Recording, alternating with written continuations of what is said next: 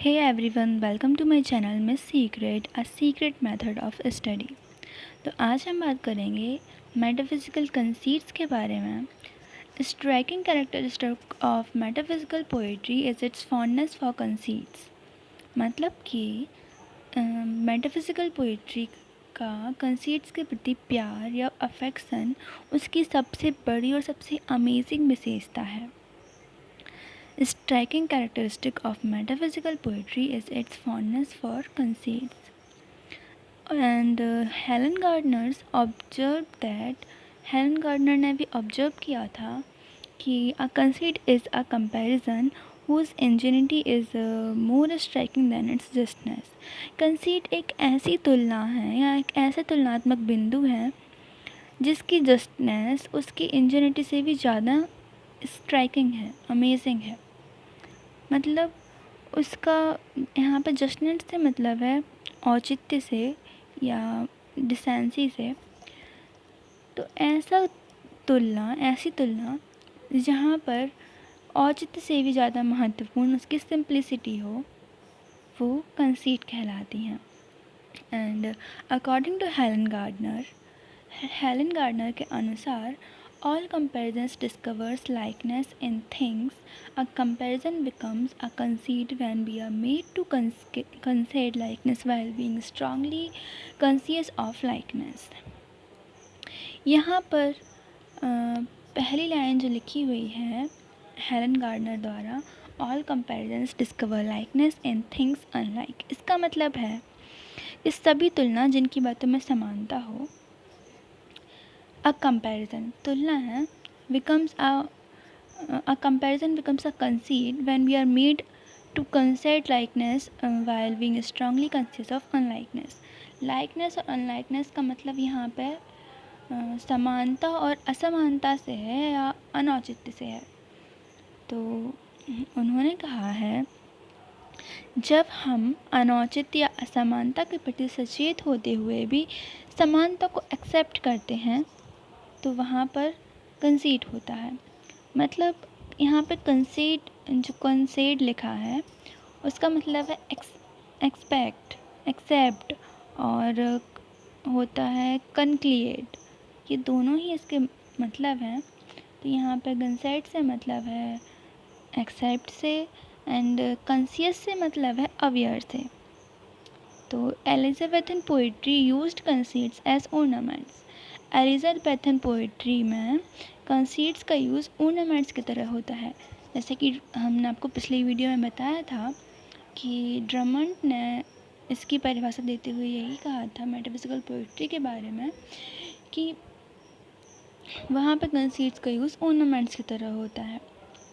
तो उन्हीं से लिया गया है ये कि एलिजाबेथन जो पोइट्स थे, मतलब मेटाफिजिकल पोइट्स थे जो, वो कंसीट्स का यूज़ अपनी पोइट्री में ornaments की तरह ही करते थे।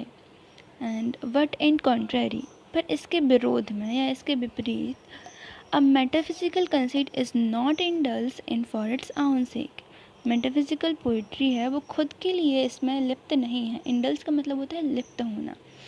It is used to persuade और it is use to define और to prove a point. Persuade का मतलब होता है एक्सप्लेन करना, डिफाइन का मतलब भी वही है, एक्सप्लेन करना, और टू प्रूव अ पॉइंट मतलब किसी भी पॉइंट को सिद्ध करने के लिए इसका यूज़ होता है। किसी भी पॉइंट को सिद्ध करने के लिए या फिर किसी भी पॉइंट को या लॉजिक को एक्सप्लेन करने के लिए इसका यूज़ होता है। In a metaphysical poem the conceits are instruments of definition in a argument or instruments to persuade। Helen Gardner ने ये भी कहा था कंसीट्स को लेकर कि कंसीट वे इंस्ट्रूमेंट्स हैं जो आर्ग्यूमेंट्स को डिफ़ाइन करते हैं, मतलब किसी भी लॉजिक या पॉइंट को परिभाषित करते हैं, और इंस्ट्रूमेंट टू परसुएड मतलब किसी भी चीज़ को एक्सप्लेन करने के इंस्ट्रूमेंट्स हैं। An excellent example of a conceit is to be found in the poem A Benediction Forbidding Morning। आपको एक बहुत ही अच्छा उदाहरण जो है कंसीट का वो मिलेगा जॉन डन की पोएम में A Benediction Forbidding Morning, where a pair of lover are compare to a pair of compasses, जहाँ पर पेयर ऑफ लवर्स मतलब प्रेम के जोड़े की तुलना टांगों के जोड़े से की जाती है।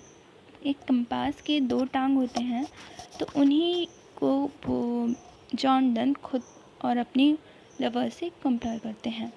उसकी रिलेवेंट लाइंस, लास्ट की जो कुछ लाइंस हैं वो मैं आपको समझाऊंगी, बट उससे पहले आप समझ लीजिए कि आप बेलेडिक्शन का मतलब क्या होता है। बेलेडिक्शन का मतलब होता है विदाई, एंड फॉरवर्डिंग मॉर्निंग का मतलब है रोने से मना करना। मॉर्निंग मतलब रोना या दुख मनाना, शोक मनाना। तो जॉन डन मना कर रहे हैं अपनी वाइफ को रोने से विदाई के टाइम।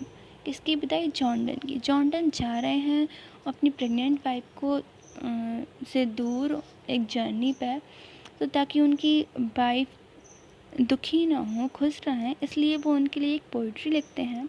इसका नाम होता है अ बेलेडिक्शन फॉरवर्डिंग मॉर्निंग। उसको मैं अभी इस वीडियो में आपको पूरा नहीं समझा सकती, अगली वीडियो में समझाऊंगी। अगर आप चाहोगे तो प्लीज़ कमेंट करके बताइएगा कि अगर आपको इसकी पूरी वीडियो चाहिए हो अ बेलेडिक्शन फॉरवर्डिंग मॉर्निंग की, तो मैं ज़रूर इसे एक्सप्लेन करूँगी। बट अभी उसकी कुछ रिलेवेंट लाइन मैं आपको बताऊँगी।